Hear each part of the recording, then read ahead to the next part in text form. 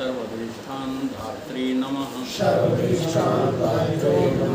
ओम जगदाधार सर्वधिष्ठान धात्री नमः। ओम जगदाधार सर्वधिष्ठान धात्री नमः।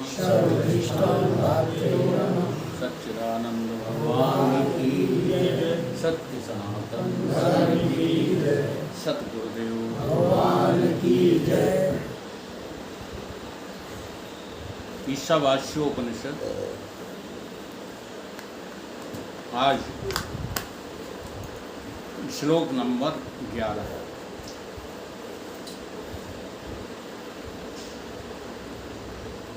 श्लोक कहता है विद्याम च अविद्याम च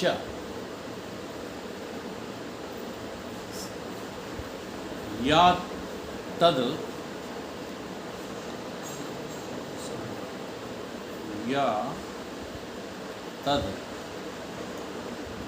उभयं सह विद्यां च अविद्यां च या तद उभयं सह अविद्या मृत्युम तीतर्वा विद्या अमृतम अश्नुते। विद्या और अविद्या दोनों को ही एक साथ जो जानता है, ऐसा नहीं कि अविद्या को तो जानता है और विद्या के बारे में पता नहीं, या विद्या को जान गया है, मैं जान गया हूँ ब्रह्म, मैं ब्रह्म हूँ, मैं जान गया,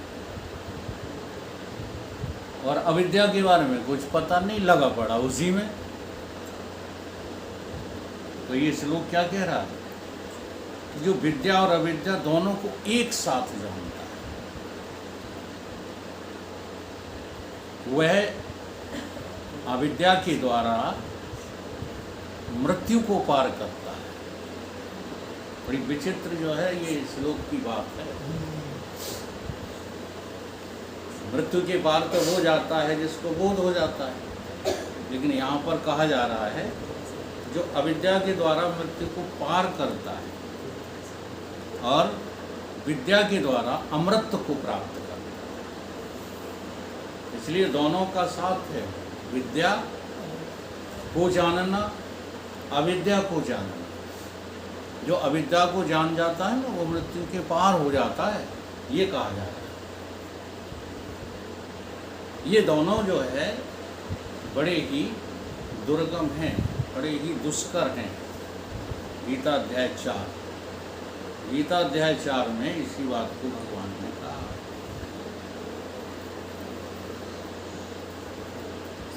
क्या कहा? भगवान कहते हैं, अच्छा पहले ये समझ लो, विद्या नाम कर्म का है, अविद्या नाम कर्म का है, और विद्या नाम ज्ञान का है। ये मोटी भाषा में शाब्दिक अर्थ। जो कर्मों में फंसे हैं वो अभी अविद्या को जान नहीं पाए। जो घर द्वार में फंसे हैं वो अभी अविद्या को जान नहीं पाए। जो किसी भी कार्य में फंसे हैं वो अविद्या को जान नहीं पाए। तो अविद्या नाम कर्म में बंधे हुए का नाम, और विद्या नाम ज्ञान का। विद्या नाम ज्ञान का है, और उस ज्ञान का नहीं है जिस ज्ञान को प्राप्त करने के बाद हम संसार में ही जो है बंधे रहते हैं। विद्या तो बहुत है, जैसे अभी आदिगुरु शंकराचार्य का अष्टक को पढ़ गया, खडंगाद वेदो मुखी शास्त्र कवित्वाद गद्यम सुपद्धम करो मनुष्येन लगन गुरुरंद पद तथा किम तथा किम तथा किम। ज्ञान विज्ञान की बहुत बातें जो है जानते हो, सुनते हो, सुनाते हो, लेकिन फंसे कहाँ पर हो? अभी जो है कर्म बंधन में ही फंसे। तो इसका नाम ज्ञान नहीं। तो बड़ा कठिन बताया भगवान ने गीता में भगवान कहते हैं किम कर्म किम अकर्म इति कविया अपि अत्र मोहिता तत् ते कर्म प्रवक्ष्यामि यत् ज्ञात्वा मोक्ष से अशुभा। कहते हैं कर्म क्या है जानो, अकर्म क्या है। इस प्रकार निर्णय करने में बुद्धिमान पुरुष भी मोहित हो जाते हैं, नहीं समझ पाते कि कर्म क्या है अकर्म क्या है। वह कर्म तत्व मैं तुझे भली भांति समझाकर कहूँगा जिसे जानकर अशुभ से अर्थात कर्म बंधन से अर्जुन तू मुक्त हो जाएगा। तो पहला प्रश्न खड़ा हुआ, कर्म क्या है। देखो कर्म के विषय में भगवान वासुदेव ने कम से कम हजारों बातें कहीं गीता में, लेकिन कर्म की परिभाषा कहाँ की है। यहाँ तो बिल्कुल टाल गए, जहाँ ये श्लोक लिखा है कर्म क्या है अकर्म क्या है, इसके विषय में बड़े बड़े ज्ञानी भी मोहित हो जाते हैं।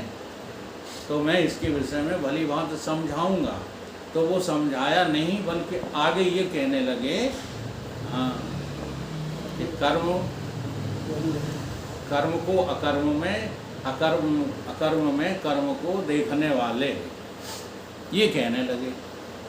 कर्म की परिभाषा नहीं कही की यहाँ, क्योंकि वो जान रहे हैं कि अभी कर्म की सही परिभाषा मैं कह दूंगा तो ये अर्जुन पालन नहीं करेगा। इसलिए पहले कर्म और अकर्म की तमाम बातें इसको बता दी जाएं।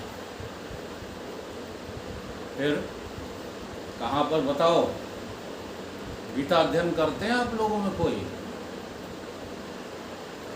विजयानंद जी हाँ बताओ कहाँ परिभाषा की कर्म की?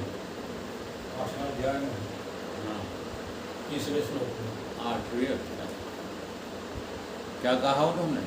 भूत भावो उद्भव करा विसर्गा कर्म संजय। अब ये भूत भाव क्या है?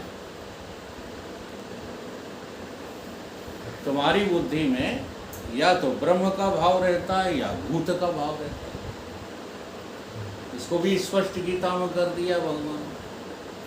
ब्रह्मभूतः प्रसन्नात्मा, ब्रह्मभूतः प्रसन्नात्मा, जिसके भाव में ब्रह्म है वो कैसा रहता है हमेशा?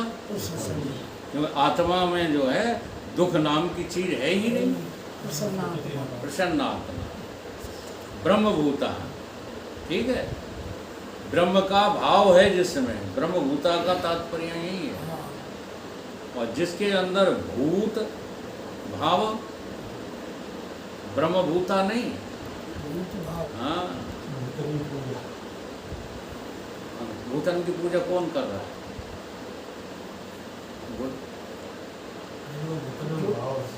हैं?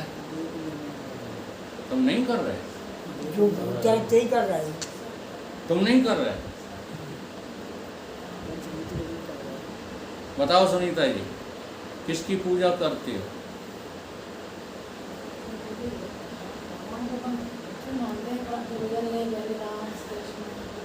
अगर तुम जो है राजा दशरथ के लड़का राम की पूजा कर रहे हो तो भूत ही पूजा तो करो। हैं? तुम केवल खाने के लिए जीते हो, कहा जाता ना, एक जीते हैं खाने के लिए और एक खाते हैं जीने के लिए। जैसे हमारे जो है कल्याण सिंह जीने के लिए खाते हैं। इतने लोगों में, हाँ मैं सच्ची बात कहता हूँ, नहीं सच्ची है। इनसे बढ़िया खुराक खाओ की नहीं। नहीं वो हटा के रख देता बात बाकी तो खाता चुनता है वे तो जीने के लिए खाया जाता है कि खाने के लिए जी रहे हो महाराज। तो एक है ब्रह्मभूता प्रसन्नात्मा और एक है संसार भूता देह भूता दुखी आत्मा। लग नहीं रहा, लग तो ये रहा है कि बड़ा हम सुखी हैं, लेकिन इसको दुखी होना ही पड़ेगा। जो अपने को सुखी देख रहा है किसमें? देह के भोग में। देह भूता, भूतों की पूजा कौन करता है? जो अपने को अभी देह स्वीकार किए बैठा है। तो ये सूत्र क्या कह रहा है? ये सूत्र कहता भूत भावो और उद्भव कर रहा। भूत भावों को उत्पन्न करने वाला भाव, भूत भावों को उत्पन्न करने वाला भाव भाव है कि नहीं है? मैं देह हूँ, हाँ, ये किसे उत्पन्न करता है? भूतों के भाव को, क्योंकि छित जल पावक गगन समीरा पंचभूति है अधम से। मैं किसी का रिश्तेदार हूँ और मुझे रिश्तेदारी में जाना है, ये क्या है? भूत भाव नहीं है। भूत भावो उद्भव, भूत भावों को उत्पन्न करने वाला जो तुम्हारा क्या है? ज्ञान भाव। विसर्ग, विसर्ग माने इसका त्याग कर दो तो क्या बन जाएगा? कर्म। इतनी गहरी परिभाषा है कर्म की। ये उस दिन व्याख्या कर रहे कर्म। हाँ, कोई झाड़ू लगाओ तो दूसरी जगह ध्यान नहीं रहता। दुकान साफ करो, दुकान में नोट गिनते रहो, देवियाँ रसोई में लगी रहें तो दूसरी जगह से बच जाते हैं प्राण। कितनी गलत व्याख्या है। ये कर्म नहीं है, ये तो कर्मों का बंधन है जिसमें तुम लगे पड़े हो। कर्म की सही सही परिभाषा ये है, भूत भावो उद्भव करा। भूतों के भावों को उत्पन्न करने वाली बुद्धि का, करने वाले भाव का विसर्ग, त्याग कर देने का नाम क्या है? कर्म है। अब ये 3 प्रकार का त्याग जो है गीता में बताया। कहाँ बताया? अध्याय 18 में।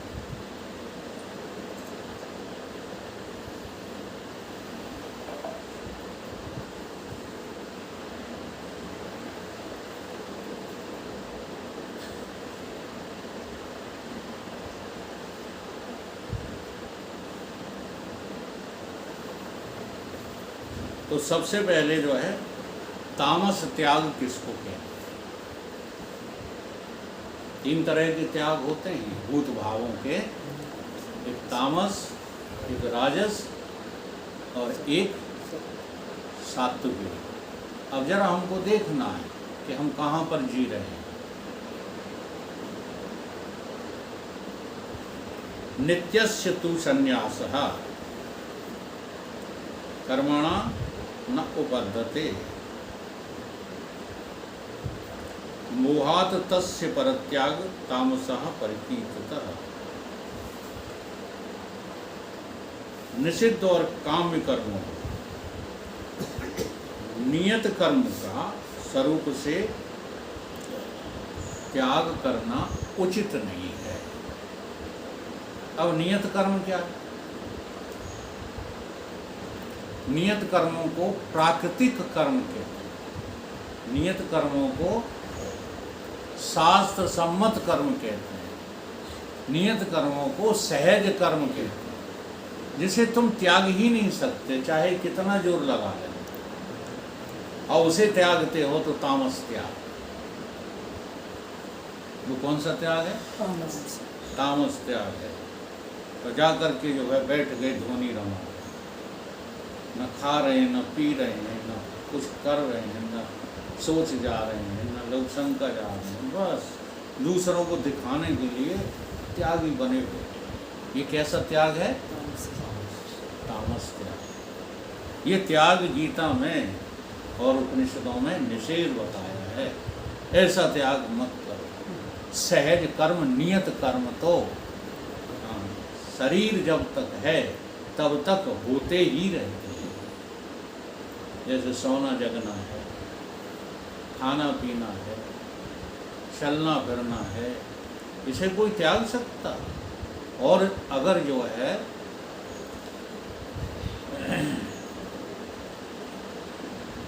त्यागता है, कोशिश करके त्यागता है, तो ये तामस त्याग की श्रेणी में आएगा। ऐसे बहुत साधु मिलेंगे, तो कुछ दिखावा ज़्यादा करते हैं, त्याग तो कम करते हैं। उचित नहीं है। मोह के कारण से, ये सब किसके कारण से होता है? मोह के कारण से।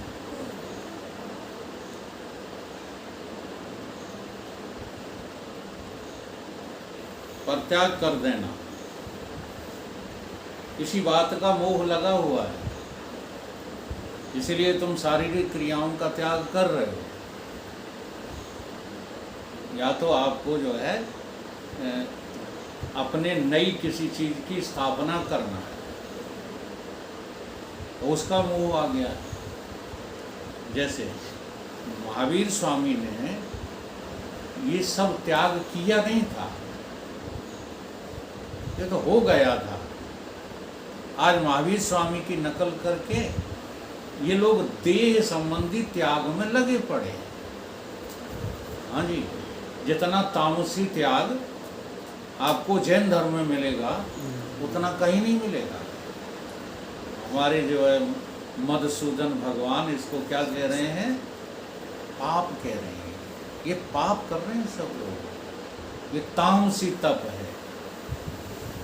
ये ब्लेड से नहीं, नाखूनों से नोच नोच के। अच्छा, दर्द होता है कि नहीं होता? केश लोचन करते हैं। केश लोचन। ये तामसी त्याग है, लगे रहते हैं इसमें। और एक प्रक्रिया कही जाती है शरीर छोड़ने की, तो पहले से ये जो है भोजन का त्याग कर दें। संथारा, संथारा, पानी का त्याग कर दें, ये तामस त्याग है। आगे बताया भगवान ने, ऐसे तामसी पुरुषों को तो 84 लाख योनि में जाना पड़ता है।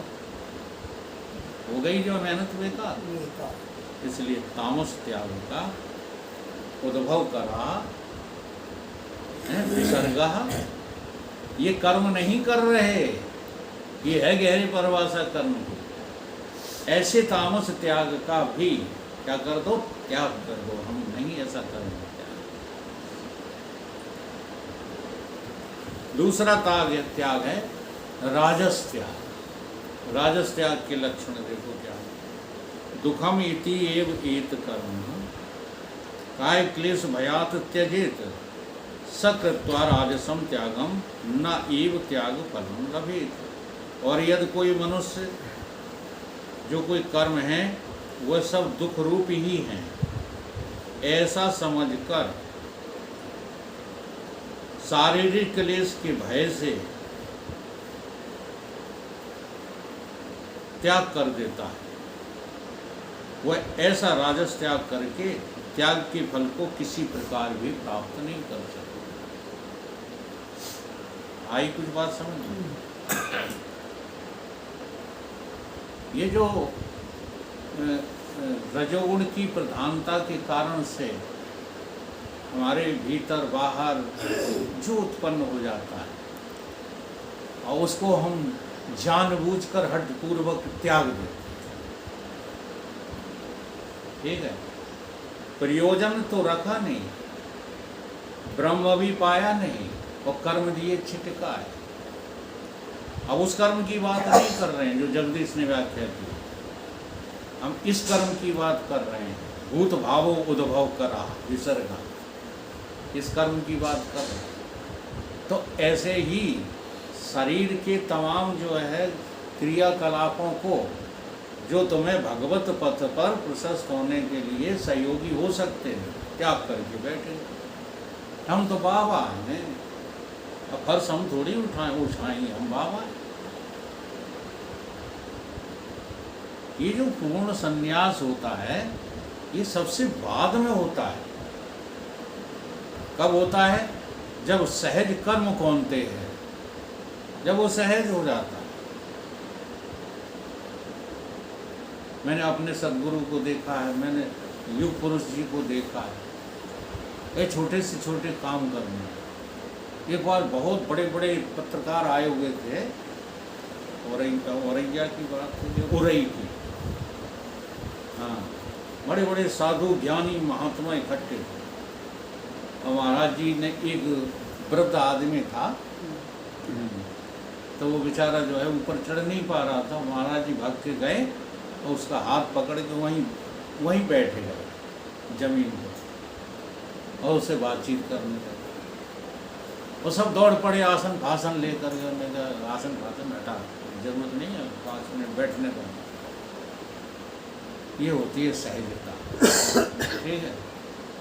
और नहीं तो अगर तुम्हें आत्मबोध नहीं हुआ है, हाँ, तो तुम सम्मान के भूखे बने ही रहोगे। बल्कि और ज़्यादा ये अहंकारी बना देते हैं। वस्त्र नए नए प्रकार, नए वस्त्र पहन जाओ, ढूंढते फिरो, हम जमीन पर नहीं बैठे, बिगड़ जाएंगे वस्त्र।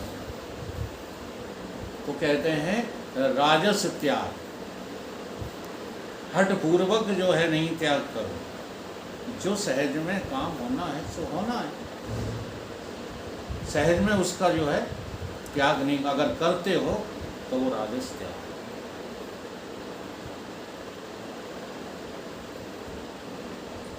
तामस त्याग, राजस त्याग करने वाले कर्म को प्राप्त नहीं होते हैं, वो कर्म करते ही नहीं। सात्विकी त्याग के लक्षण, कार्यमिति एव यत कर्म नियतम क्रियते अर्जुन, संगम त्यक्ता फलम च एव सत्याग सात्विकी मता। हे अर्जुन, जो शास्त्र विहित कर्म, शास्त्र विहित माने नियत कर्म, वही बात फिर आ गई, उनको करना तो कर्तव्य है। इसी भाव से आसक्ति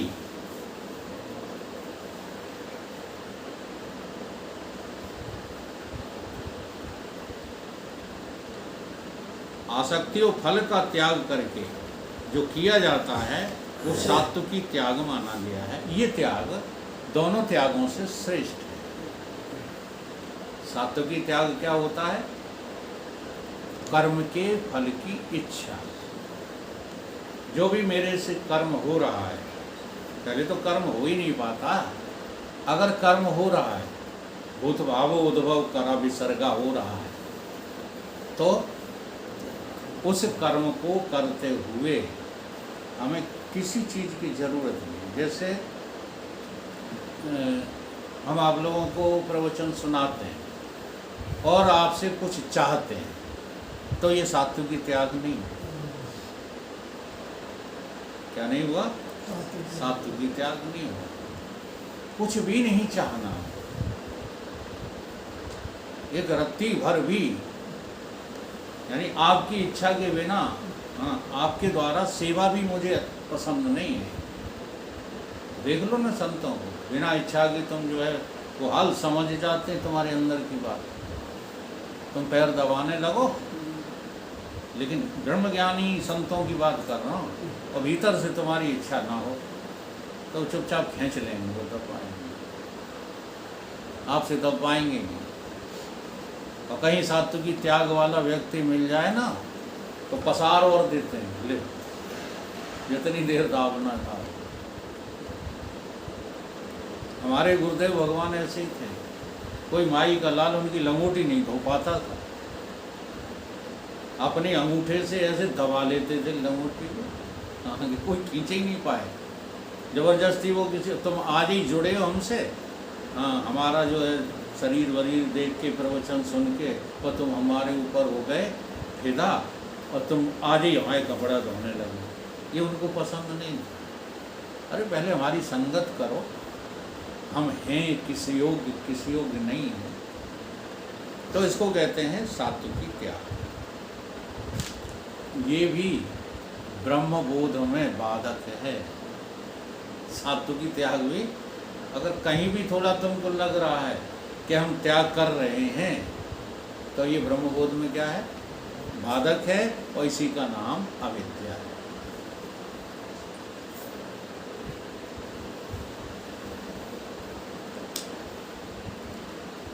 अब एक स्थिति आती है जो तीनों तामस, राजस और सात्विकी त्यागों से अपने को दूर रखता है।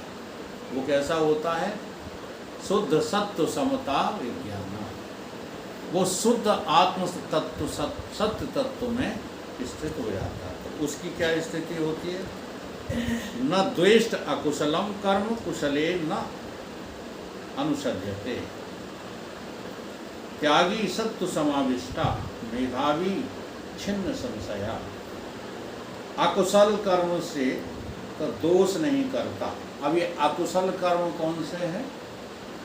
संसार के काम।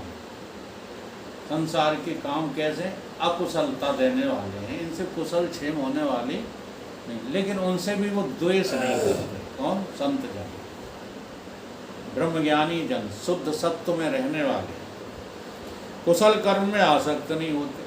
और जिन कर्मों से सफलता मिलती है संसार में, उन कर्मों में वो आसक्त नहीं, उन क्रियाओं में वो आसक्त नहीं होते। शुद्ध सतोगुण से युक्त, यानी शुद्ध सतोगुण से भी वो परे हो जाते हैं। शुद्ध सतोगुण को भी वो अपना नहीं मानते, संशय रहित हो जाते हैं, बुद्धिमान हो जाते हैं। बस वही ब्रह्मज्ञानी संत, ब्रह्मभूता प्रसन्नात्मा, वही सच्चा त्यागी हो। उसी का नाम जो है सच्चा त्याग। ऐसा सच्चा त्याग तुम्हें मृत्यु के पार खड़ा कर। यह है कर्म के द्वारा मृत्यु को पार कर। अब जब आप मृत्यु के पार खड़े, जानते मृत्यु के पार कौन हो जाते हैं? जो स्थूल शरीर का अभिमान छोड़ देते हैं, वो सब मृत्यु के पार ही तो खड़े। मृत्यु किसकी होती है? स्थूल की होती है। और स्थूल शरीर यानी भूत भावो उद्भव करा विसर्गा। अब वो भाव का ही त्याग हो चुका। 5 तत्व नाम की चीज मेरी दृष्टि में है ही नहीं। उनका हम भाव क्या बनाए? तो वो त्याग हो गया कि नहीं हो गया? तो वो सच्चा कर्म हो गया। इस कर्म के द्वारा, इस अविद्या रूपी कर्म के द्वारा हमने मृत्यु पार कर ली। हम मरेंगे नहीं, ये मेरा पक्का हो गया। शरीर छोड़ के तो जाएंगे, शरीर छोड़ के जाएंगे कि मरेंगे? दोनों में बहुत बड़ा फर्क है। हाँ, हम मरने वाले हैं ही नहीं, जीवात्मा कभी मरती नहीं है। इसी का नाम है मृत्यु के पार। अब मृत्यु के पार हो गए तो अब तुम्हें जरूरत किसकी पड़ेगी? केवल तत्वबोध की, और तुमको कोई जरूरत पड़ेगी ही नहीं। तो ये दोनों काम एक साथ होते हैं। कौन कौन से? विद्या और अविद्या। अविद्या के द्वारा हमें मृत्यु के पार जाना है, अर्थात संसार का पिंड छुड़ाना है। सीधी भाषा, ये संसार नाम की कोई चीज है नहीं। ये मुझे काहे से पता चलेगी? मृत्यु के पार बैठने पर ही पता चलेगी। अब जो सूक्ष्म शरीर है तुम्हारा, उसकी समाप्ति एक्चुअली मृत्यु की परिभाषा में नहीं आती, क्योंकि एक स्थान पर वो ग्रंथ जो है उपलब्ध नहीं है हमारे पास। सनत नंदन सनत कुमार का जो है बनाया हुआ है।